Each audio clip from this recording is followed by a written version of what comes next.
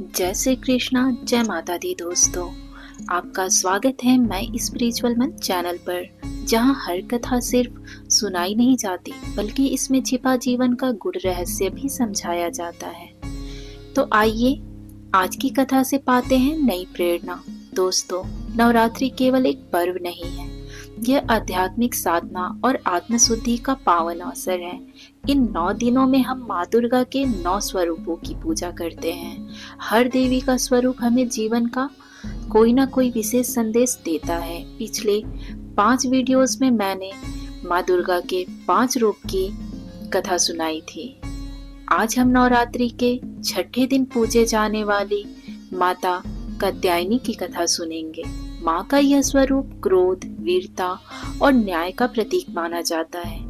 माँ के इस रूप में छुपा है वह शक्ति जिसने असुरों का नाश करके धर्म की रक्षा की। लेकिन क्या आप जानते हैं कि माता कात्यायनी का जन्म स्वयं ऋषि के तप से हुआ था?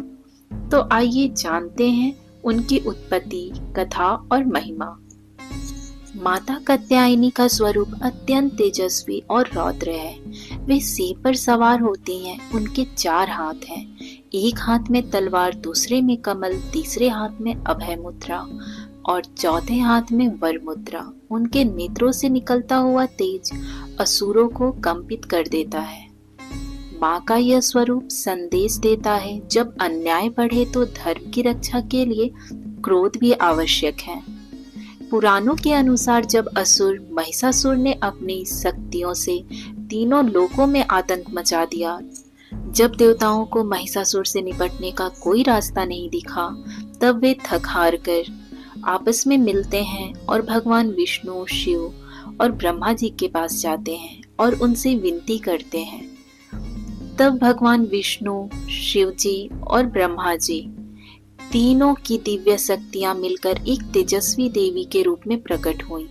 यह देवी ऋषि कात्यायन के घर जन्मी और उनका नाम पड़ा कात्यायनी। ऋषि ने कठोर तपस्या कर मां को पुत्री रूप में प्राप्त किया था। जब महिषासुर का आतंक असहनीय हो गया तो मां कात्यायनी ने अपने क्रोध से उसे युद्ध के लिए ललकारा। सिंह पर सवार होकर तलवार और त्रिशूल से सुसज्जित मां ने महिषासुर का वध कर संसार को उसके आतंक से मुक्त कराया। इसलिए उन्हें महिषासुर मर्दिनी भी कहा जाता है। नवरात्रि के छठे दिन भक्त माता कात्यायनी की पूजा करते हैं। सुबह स्नान करके पीले या लाल वस्त्र धारण करना शुभ माना जाता है। माँ को शहद का भोग अर्पित करना सबसे प्रिय है।